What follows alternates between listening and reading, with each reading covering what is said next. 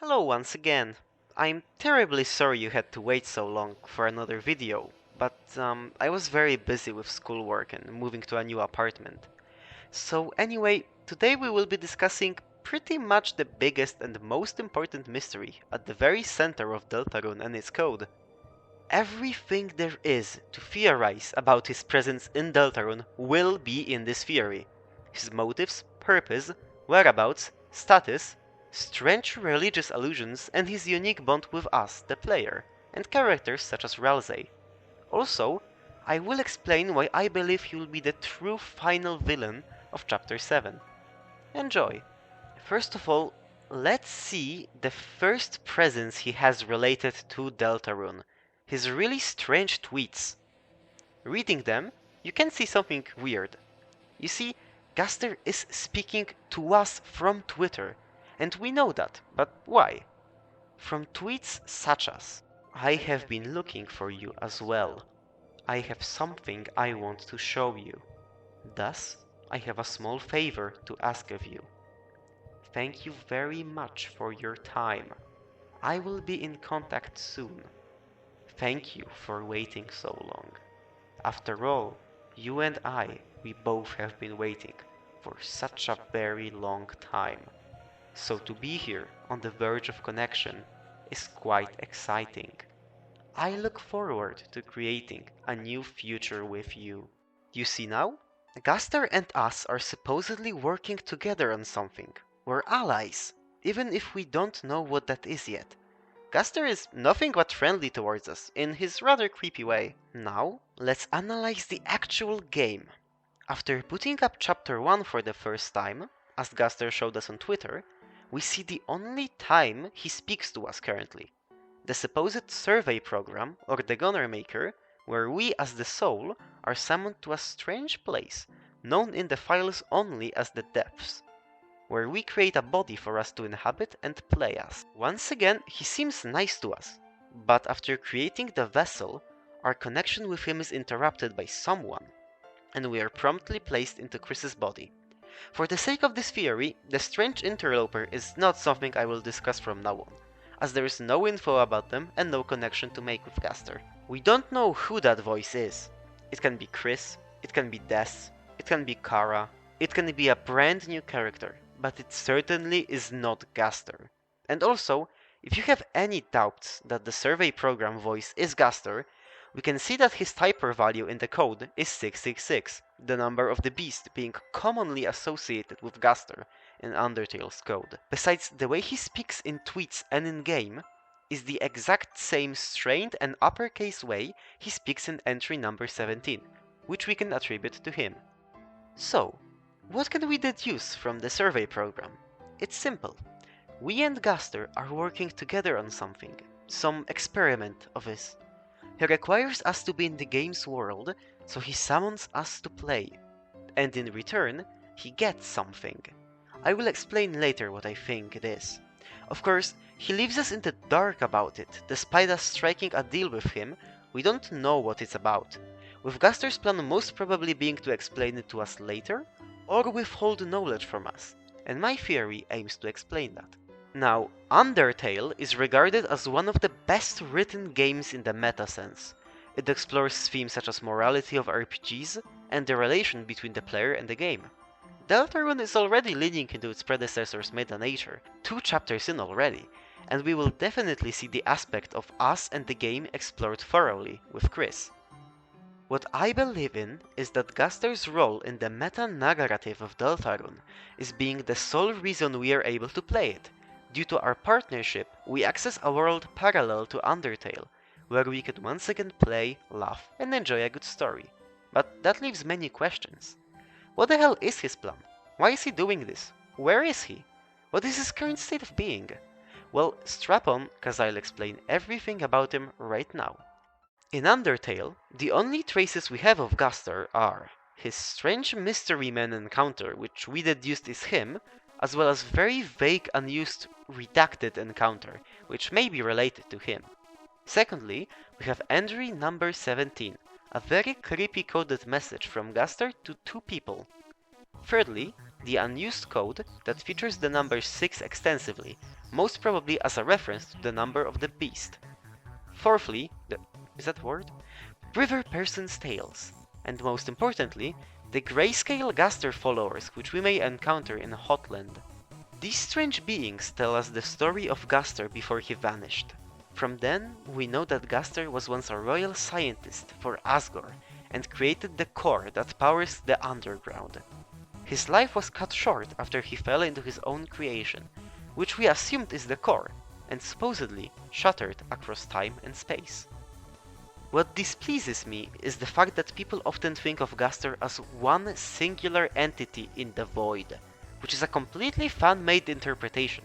We assumed is correct due to so little info about him, but from the follower that tells us about his shattering, he is literally holding a piece of him.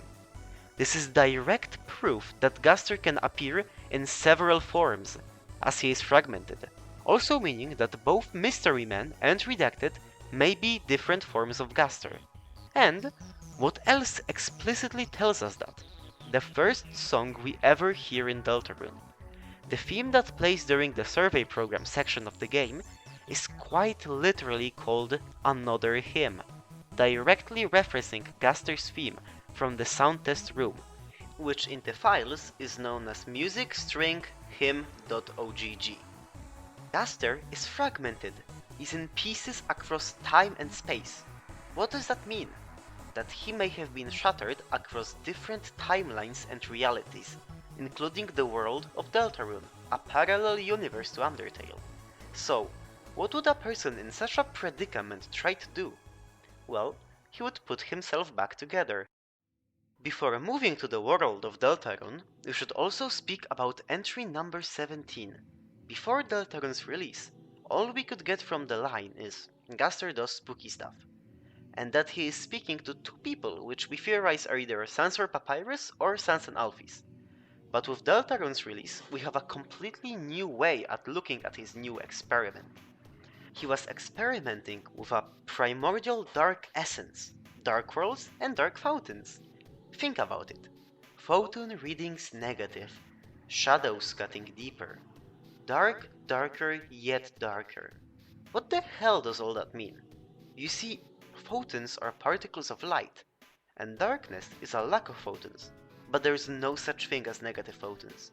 That would imply darkness literally consuming the light, which is exactly what dark worlds do. They consume a place in the light world with their flowing darkness, and the roaring can be seen as an extreme of that. With the new context that we got from Deltarune, we can now see that him falling into his own creation and shattering himself may have not been from the core, but rather him experimenting with dark worlds or some form of primordial darkness, and possibly falling into it. I don't necessarily mean that dark worlds exist in Undertale's world, I don't actually think so, but I think that what Gaster was trying to do was communicate or travel between different universes, so that him and the underground can escape the surface. The pathway he discovered was a sort of void between worlds, where a fragment or fragments of him fell into the depths. And it is absolutely through and through that Gaster experiments with different universes, since he summoned us to the survey program. Whether it's Sans and Alphys or Sans and Papyrus, I lean more on the latter. In a later update, a back room of Sans and Papyrus's house can be accessible to us, which has several important bits of lore. A picture of 3 people signed Don't Forget, supposedly referencing the Delta Warriors. This picture can only be described to us when we interact with Clam Girl and learn of Susie, as well as a blueprint written in unreadable symbols, most probably Gaster's wingdings. The most curious part, however, is the covered machine. We have no idea what it does, but personally, I believe that this is some sort of conduit to the Dark Worlds or other universes, where Gaster eventually met his demise, in quotation marks. It's safe to say that this workshop, along with Clam Girl, are direct teasers towards the release of Deltarune. I can't look at it any other way, especially with the Don't Forget picture. That also implies that Sans and Papyrus are from another world, like the world of Deltarune. Hell, maybe they're themselves looking for pieces of Gaster. but that's a theory for another day. In conclusion, Gaster, as a royal scientist, began experimenting with parallel universes and discovered dark worlds. In a tragic incident, he fell into his experiment and fragmented himself into several pieces across the worlds of Undertale and Deltarune, or perhaps even more worlds, and is trying to put himself back together. Finally, moving from the world of Undertale, let us explore his mystery in Deltarune. Starting with his whereabouts, Gaster is most probably situated in the same place we are during the survey program. Image_depths. The word depths, already said in-game by Jevil, implies some sort of deep, dark part of the world, possibly relating to the ocean and underwater. And there are clear parallels between dark worlds and the ocean/water, the most obvious being dark fountains. This leads me to believe that the depths are some sort of deep, primordial dark world, where one or more of Gaster's fragments wounded up during his incident when experimenting on said dark worlds in the world of Undertale. Like many people, I believe he is trapped here, and while unable to leave, he is able to communicate with and summon otherworldly beings such as us, and even momentarily appear in other places in the form of the Eggman behind the tree, in these strange Schrodinger's cat type rooms that only exist for a moment if you try hard enough. And like with us on Twitter, he seems rather friendly with us/Chris. He can even appear in the Light World, and a similar happening appears in True Love in Undertale, solidifying this Schrodinger's cat temporary vibe. Though there is no full confirmation that the man behind the tree is Gaster, but the way to encounter him is very similar to the way you encounter Mystery Man's room in Waterfall, as well as the theme playing in these rooms possibly having Gaster's theme in it. It makes me believe that the man is a fragment of Gaster, perhaps not the same one that we talked to at the start of Deltarune. Besides him and his theme being called Man, seems to me like referencing Gaster being addressed to as him in the game's songs. We also know that the shelter, or bunker, south of hometown is somehow related to Gaster, or perhaps houses the depths as we discussed, as speeding up the droning sound there by 666% reveals Gaster's garbage noise.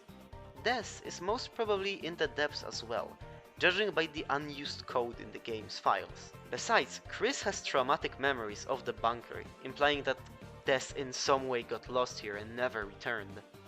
So, what does he want to do? Well, in order to be reconnected with other pieces, he first needs to be let out of the depths. And with the thought process that the depths are some primordial and hidden deep dark world with no normal means of escape, how can you do it? Simple. By the roaring. By Ralsei's explanation, the roaring is a catastrophic event where the light is subsumed by shadow, also described in the end as an endless night. Quite literally, an event where the dark worlds overtake the light world, essentially combining and overlapping them, like the old Toby Fox tweet, the edge of shadow, where reality and dream meet, which could easily be interpreted as a border between the light world, reality, and the dark world, dream. Further solidifying that is the legend from chapter 1, describing a post-roaring situation. 3 heroes appear at World's Edge. Notice how Worlds is plural, implying is the edge of both the dark and the light world. Concluding, the roaring is understood to be an event where the light and dark worlds collide, with dark worlds overtaking the light world. And since the depths are a deep dark world, this worlds/shadows edge would open a rift that Gaster and all his pieces in the world of Deltarune can fully and freely escape through, that rift being the Angel's Heaven. I will touch upon this in a bit. So that's his plan. We struck a deal with him on Twitter, where we help his experiment. He summoned us to Deltarune, a world to play a fun game and enjoy a nice story, and tried creating a vessel for us, while in exchange we followed the set path led by the legend to ultimately free him. Sounds good on both ends, right? Well, truth be told, I don't think the roaring is something that can be so easily stopped by us, and frankly, I don't think Gaster himself expects the world to survive the roaring. I'll touch on this later. Let's also mention that we have no idea on the truthfulness of the legend of Deltarune. From what Ralsei told us, it was a legend told between space and time. Sound familiar? And besides, as you all probably know, Ralsei is incredibly sus. He definitely knows much more than he told us in the first 2 chapters, and he even seems to have some sort of knowledge of our existence, controlling Chris's body and speaking to them when we aren't looking. Have you ever wondered, isn't it strange how the legend that is supposedly told between space and time is only known to Ralsei and maybe a few Darkners, in the completely lonely isolated castle town? What I believe is that Ralsei and Gaster work together as well, but Ralsei doesn't get the full picture of what Gaster knows, just like we don't know the full picture. And if you don't believe that Gaster created the prophecy, or is at least connected to it, the archived Deltarune website from 2016 to 2017 contained a single image named him.png. It has a portion of the prophecy talking about the angel's heaven written in wingdings like in entry number 17. Essentially, I think that Gaster in some way manipulated Ralsei like he did Jevil and Spamton, and Ralsei being the kind goat that he is, and not encountering many more people in Castletown, agreed to it. Hell, it isn't unlikely that Ralsei and Castletown may be even a part of the depths, judging from the strange cliffs area with watery ambience and creepy eyes. Or even if Ralsei and Castletown were fabricated by Gaster, like the vessel was, and Ralsei was created with the built-in knowledge of the prophecy, with his Azrael-like appearance being a way for him to try to connect with Chris, who holds us, the soul, better. Notice how his hat and hatless head shapes are entirely different. I don't think that that's a simple decision by Toby. I believe that Ralsei may be a shapeshifter of sorts even, but I'll probably discuss Ralsei in depth another video. So, notice how Ralsei seems to be talking to outright us a lot of the time, and being able to tell between Chris and us? What he also does often is urge us to follow the set path and seal the fountain, just like Gaster wants us to follow the game's plot, so we can eventually free him. He even gets very stressed when we severely decline looking at what Susie is doing, and deciding to stay in Chris's body. But at the same time, notice how often he bashes Susie for acting in a violent and rude way, but is completely unfazed when Chris, or we, attack enemies violently, despite needing to follow a set path. He wants us to stay engaged in the story, and do whatever we find the most fun, just like Gaster wants us. Besides, acting in a violent or pacifistic manner doesn't affect the freeing of Gaster in the long run. Besides, as I stated, Gaster wants to keep us in the dark about our deal's true nature, because perhaps we won't like the full picture at the beginning. I am unsure on how much Ralsei actually knows about the prophecy. Maybe he's completely manipulated by Gaster, and knows as much as us. Or maybe he's convinced that lying about some parts is for the better. He is definitely not evil, just misguided. But what I am sure of is that the prophecy isn't necessarily a must-be future scenario that was foreseen in the future, but rather an elaborate plan and story made up by Gaster that Ralsei urges us to follow, one where we as players eventually commit. The roaring, just as much as the Dark Worlds themselves, is a real thing, however. As for sealing the dark fountains and why we even do it if it supposedly stops the roaring from taking place, it is possible that sealing them is a way for us to be engaged, with the knight ultimately planned to do it before we can stop it. If all it takes to start the roaring is opening a neo-dark fountain in a dark world, then it's much simpler to start the roaring than we think. Besides, notice how sealing the dark fountains makes us stronger. This may help us during an actual apocalyptic event. Now, Jevil and Spamton and other secret bosses that we will eventually encounter are little side experiments to Gaster, one where he temporarily appears in a dark world to tell some crushing truth to a chosen Darkner to see how they would react, possibly out of either curiosity or for some greater goal, like creating or manipulating Ralsei after experimentation. Jevil and Spamton Both seem to have knowledge of some greater world or being out there, with Jevil interpreting everything as a game and deciding to have fun with it, and Spamton desperately wanting to enter this beyond world. This greater world is our real life, where we as the player come from. I personally don't think that Deltarune will go fully meta on us, telling us that it's a game. But since we as the player must come from somewhere, in-game characters that know about us must see it as some sort of world from beyond.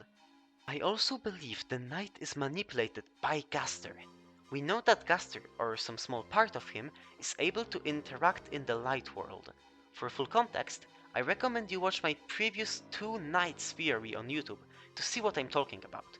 But in a nutshell, I believe that Gaster manipulates the Roaring Knight, who is a grief-stricken Mayor Holiday, into opening up dark fountains to find her missing daughter Des. What Mayor Holiday doesn't know, however, is that Des is trapped in the depths with Gaster. The reason Gaster wants a knight to open dark fountains for him is not only to eventually cause the roaring, but once again, to engage us in a story. The knight serves as an overarching villain to us, the one we know is the big bad, but never encounter, and they are the ones that keep opening the dark fountains where we go on these super fun adventures and try to seal the dark fountains. I personally believe the knight to be defeated in chapter 5, but at the very least for them not to be the true final villain of the game. And as for the Snowgrave / Weirdroot, I have no clue what direction it's going towards, but it seems to somehow work on the basis of us actively rebelling against the game's / Gaster's narrative and going against the grain. This may anger Gaster, but at the same time, we will have to wait and see where this Weirdroot will take the game. Concluding, Gaster is a master manipulator with not a lot of remorse towards the world he is currently in, that has a very intricate, fabricated, and Machiavellian narrative to eventually free himself with our help. Secret bosses, Rousey, and the Roaring Knight are all but pawns to him, to ultimately open the Roaring, and open a rift between the worlds of light and dark, where he is trapped. That is why I think he will be the final antagonist of the game, and is the final herald of the Roaring, not the beast-like titans that form from the open dark fountains. Is the false angel from the fabricated prophecy. And what is the false angel? Let me explain. It's time for the penultimate part of the theory, the parallels between Gaster and the angel figure, or rather, the notion that Gaster is the antithesis of the angel, essentially a demon or even a parallel to Satan, and the overall religious themes of Deltarune. I understand that some may not like to hear about Christian religion in this video. If so, you can skip to the last chapter of the video, and if you want to argue that Christianity and Deltarune's religion aren't the same, you are correct. However, the angel, churches, and priests are very directly taken from Christianity, and I assume more is to come. Obviously, Gaster is heavily tied to the number of the beast in the game's code and his fun value, the number of the beast being 666, a number that was meant to represent the beast of the sea, which is the Antichrist, a prophesied set of figures meant to take the place of Jesus. Nowadays, in modern popular culture, it represents the devil, rarely the Antichrist. You see, Satan is often depicted as some sort of horned beast or hot dude for some reason, but in actuality, if anything, Satan takes the form of an angel he once was before he fell, and no wonder, for Satan himself masquerades as an angel of light. And the same way the angel is expected to reside in a world of light, Gaster resides in the depths, the deepest, darkest part of the world. Hell's roar bubbles from the depths, is Jevil warning us about the roaring soon taking place. Also, funny connection is that the name of the devil is often considered blasphemous, meaning that it must not be spoken, like Voldemort or something. In a similar fashion, inputting a Gaster anywhere leads to a game crash, as if he or the game desperately want you not to acknowledge him and just play the game. Now it is also time to discuss the connections between the roaring and the apocalypse in the Book of Revelation. Deltarune has some ties. The number 7 is very often mentioned during the Book of Revelation. The most important, however, is the 7 seals that cause the devastating apocalypse, and it is heaven that opens the seals. The 7 seals may be a parallel to the Dark Worlds, meaning we could encounter 7 of them in the full game, and they're reopened after being sealed to unleash the roaring. In the end, through all the suffering and death, the believers of Christ are raptured, taken to heaven. Also, the word Armageddon, despite being associated with world-destroying events, is actually a location where various armies gather to fight during the apocalypse. I believe the World's Edge, which is a border between the two worlds, to be an allusion of sorts to the Armageddon, a final place of struggle, possibly against the Titans. As I said before, the legend is fabricated by Gaster, and by banishing the Angel's Heaven, whatever that means, we would free him, and while the world will be left to devastation, he will be raptured and ascend to return to his universe and reclaim his lost fragments, just like he intended the entire time. While we know little of the Angel and Hometown's religion chapters 1 and 2, Undertale's version of the Deltarune prophecy says that the Angel will arrive in the underground and make it empty, which might be translated into Deltarune referencing the rapture. He wants the world purged so he can return back to Undertale's or whichever world next to finally be whole again. He doesn't see this world as anything important, just a grain of sand in the vast or even infinite number of other universes, just like we, the player, or some otherworldly eldritch entity in the world of Deltarune, see it as a simple game. But Toby Fox doesn't want that. You see, in the FAQ of Deltarune, he stated that Deltarune should be played after completing Undertale, so we require some bit of context on it. But secondly, and much more importantly, Toby Fox states that there is something much more important than reaching the end. The end of Deltarune is, or is at first, supposed to be the roaring purging the world in darkness, in my opinion. But why is that so bad? We got a fun story with a cool ending, and in return we made Gaster whole again. But I don't think that's Toby wants. I believe that Toby wants us to connect with the characters in the world. See it as a world full of life, which is so painstakingly created. He wants us attached to the world he himself made with so much hope. What makes me believe so is his line when teasing Lost Girl. I just hope you can be friends with everyone someday. It's a bit emotional for a teaser, don't you think?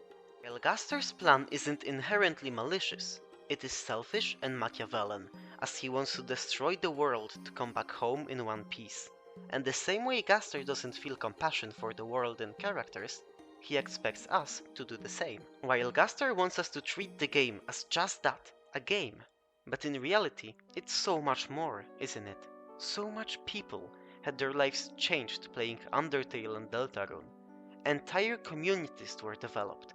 Hell, the Snow Grapefruit may even be an I told you so moment from Gaster or Toby, where we try to break the game as much as possible, just to see something different.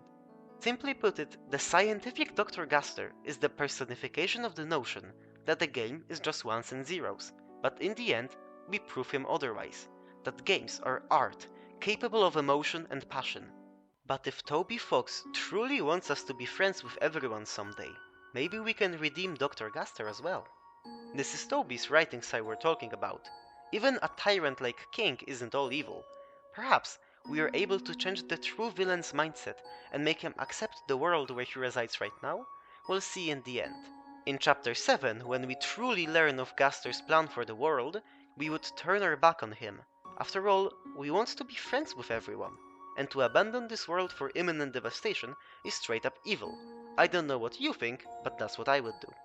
What irks me is when people inherently view the player as evil due to controlling Chris as if it's a separate character, but we are the player. Chapter 7 will be when we prove that we are also the good guys. Toby hopes that we can be friends with everyone someday. That includes even Chris.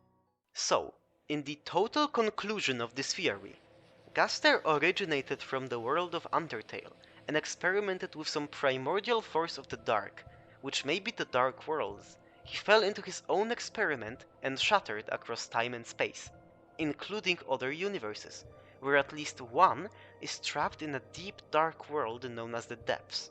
He, or at least his Deltarune fragment, designed an intricate and manipulative narrative with a goal to escape the depths and put himself back together by causing the world-destroying roaring to open a rift. For this manipulative plan, he employed Ralsei, the Knight, possibly the secret bosses which were side experiments, and most importantly us, to follow the plan he set up in the form of the prophecy, where eventually several dark fountains will open and cause the roaring. There, Gaster can finally escape and herald the world's devastation, paralleling the angel from Hometown's religion in a dark and twisted way like Satan or the Antichrist, with the angel's heaven being the rift from the depths in World's Edge where Gaster resides. But ultimately, we break our agreement that we are never fully closed in on with Gaster to save the world and truly prove that there is something more important than reaching the end. We will make friends with everyone, and we will be the good guys. With that, my long-winded theory ends. 30 minutes, can you believe that? So, I hope you enjoyed it, and it made you reflect a bit on Gaster's true motive and origins. What do you think is the deal with Gaster? Feel free to share your theories in the comments if you want. I am very excited to read about them. Of course, we're only 2 chapters in out of 7 and things may change, but that's what theorists are for, right? And once again, I am really sorry for the radio silence. I haven't realized essentially 2 months have passed when I was busy. Trust me, there is more to come from this channel. And once again, thank you for the tremendous support. To think I was hyped for 135 subscribers, when now I am reaching 300. Thank you my dear viewers, and goodbye.